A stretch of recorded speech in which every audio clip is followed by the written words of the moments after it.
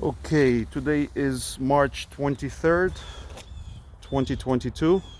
We're at Mount Carmel Cemetery with Sher family.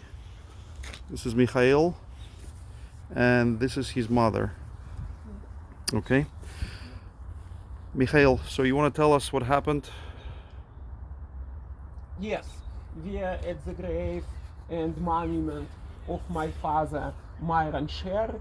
Myron passed away in August 2020, and soon after his passing, we had monument manufactured for him. So the problems at the cemetery began during the burial. So when we had a funeral for Myron, we paid especially for cemetery workers to bury him and to throw the soil and stones by hand with shovels. So they did it a few times, but then they brought out the bulldozer and they threw broken beer bottles, heavy stones, and other things with a bulldozer right on his casket. So that was very disappointing to see, and obviously because we had guests in attendance and we didn't want to cause a big argument, we couldn't do anything about that at the time. Then several months later, we had the monument manufactured for Myron, and the monument was manufactured by David Stone Decor on McDonald's Avenue, and David and his team, as you see, have done an excellent job on the monument. So then it came time to install the monument at the cemetery. So when we arrived at the cemetery, we asked them if it was possible for David Stone Decor to do the foundation. And then Mount Carmel insisted that Mount Carmel have to be the ones doing the foundation. And there was a mandatory charge of $1,124.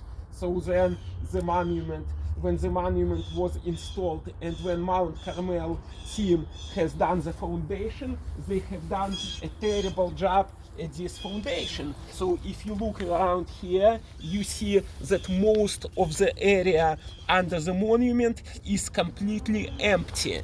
So there are just a couple small stones holding the monument, and it's only a matter of time before this monument is going to collapse if this foundation is not corrected. And as you can see, it's not balanced, it's not level at all, and it's only a matter of time before it can collapse. And God forbid, if someone walks by when the monument collapses, it's quite possible that there's going to be another tragedy, especially if it's someone old, or if it's a small child, walking by the monument. It's a very dangerous situation. So it's imperative that the team at Mount Carmel either correctly fill the foundations themselves or reimburse us the necessary amount of funds and have David Stone Decor or someone else fill the foundation for them if they are unable to do so. Next, let's look at some other foundations. Let's look at some other monuments nearby. So this is a monument, just a couple monuments away from my father's monument. And this is not an old grave.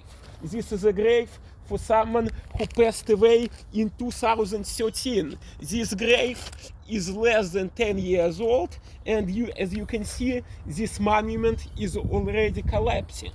And the cemetery is not doing anything about the situation. We have complained to Tom, who is the manager for this cemetery, and Tom has done nothing about the situation. He said that this is all right, this is standard for Mount Carmel Cemetery, and there is nothing that they were going to do to fix the situation. I find that this is unacceptable. It's unacceptable to the Zula family, it's unacceptable to my father and our family, and it's also unacceptable to thousands of other families whose beloved ones are buried at Mount Carmel. We demand that Mount Carmel Cemetery staff and we demand that their board and members of Mount Carmel Foundation take the necessary steps to rectify the problem and make sure that all the deceased ones get the respect and dignity that they deserve.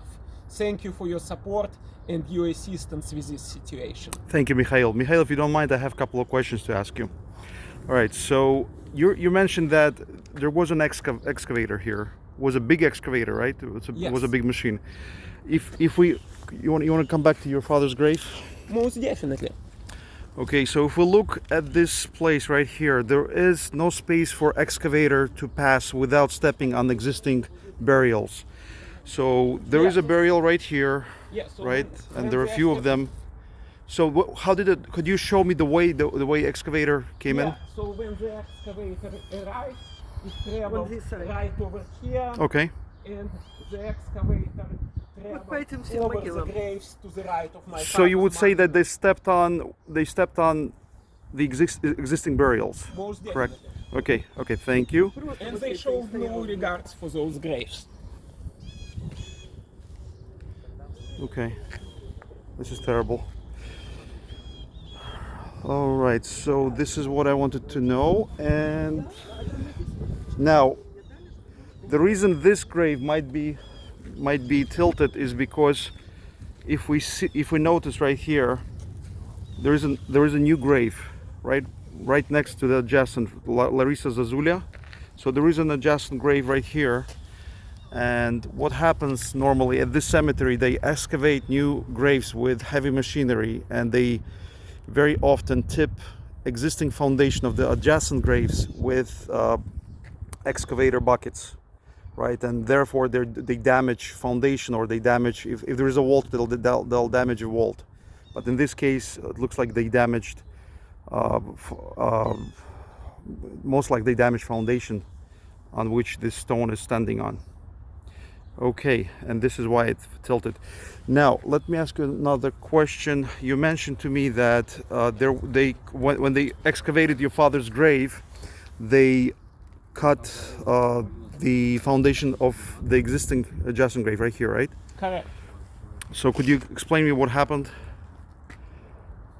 Yes, so the cemetery is constantly cutting up the space in order to create opportunities for more and more graves, and the space allocated to each grave is actually significantly less than the space allocated in accordance to the contract. So what they've done is, after we've bought the space for the 3 graves here, what happened was they needed to dig into the space for these graves in order to create the space for the monument. And as a matter of fact, the monument for my father's grave unfortunately sits on the end of the casket of this person here. Oh wow, okay, wow.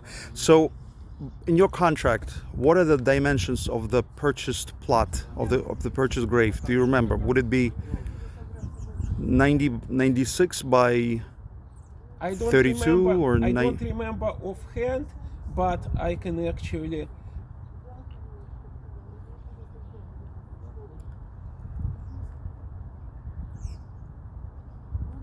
Yeah, we will need to look it up separately. Okay, so most likely, at least it should be about 90 inches. 90 inches by 32. I'm sorry, 96 inches by 32. And as you can see, there is plenty of space right here for that. There are no burials on this side. So, okay, Mikhail, thank you very much. So another thing I wanted to elaborate on is that this foundation is partially standing on the air. Okay, so just the center piece, just the center side of the monument is standing on the concrete, but on both sides there is just an air, so it's resting on the air. It's completely unacceptable.